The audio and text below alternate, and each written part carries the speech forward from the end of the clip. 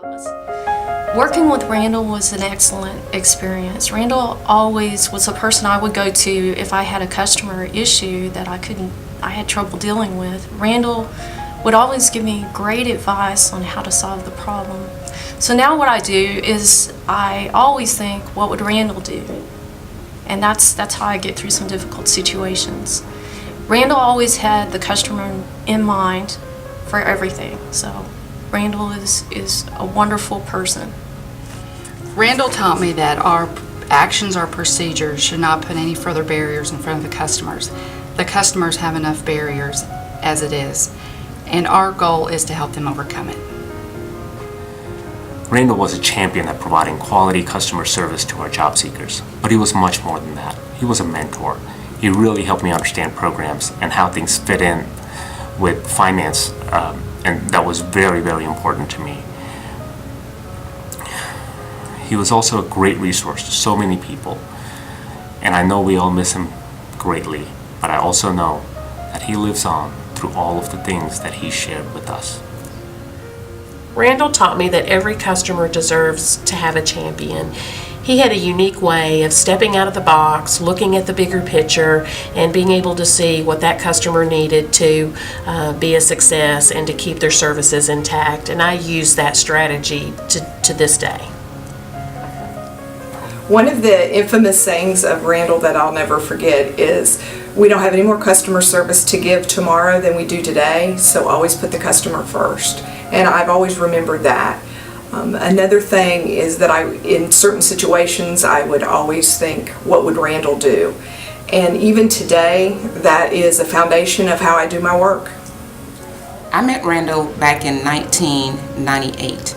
And I know y'all have heard a lot about the customer service part of him and how he took pride in his work, but there was also a humorous part to Randall.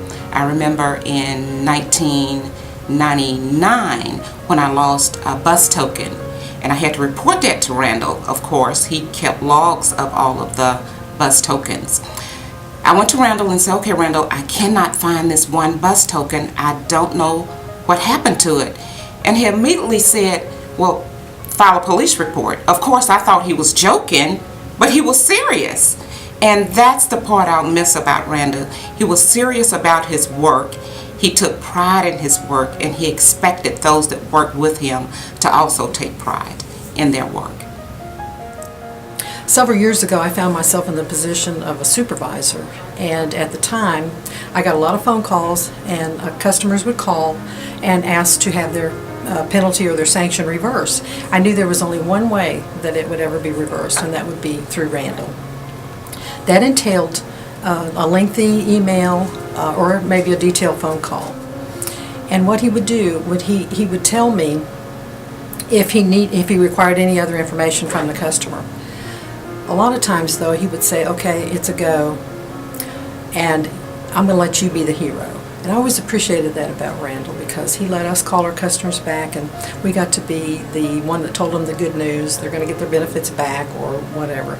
And I always thought that was great that he would let me be the hero. When I think about Randall Weir, I knew him not only as a coworker but as a friend. And over the years I learned many things from him about how to do my job better, especially in terms of customer service. When I think about Randall, I think about compassion. He had compassion for every job seeker, no matter how challenged. I think about his enthusiasm. He always came to work every day open to new ideas and better ways of doing things.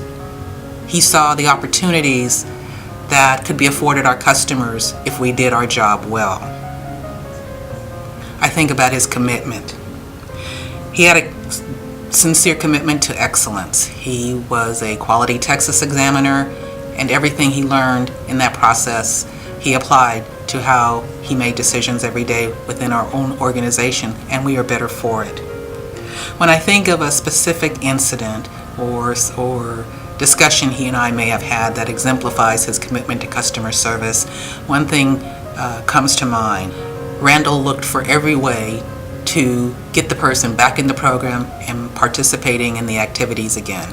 And I asked him one time, how many times can a customer fail before you just let them go? And I remember he smiled at me and said, one more time.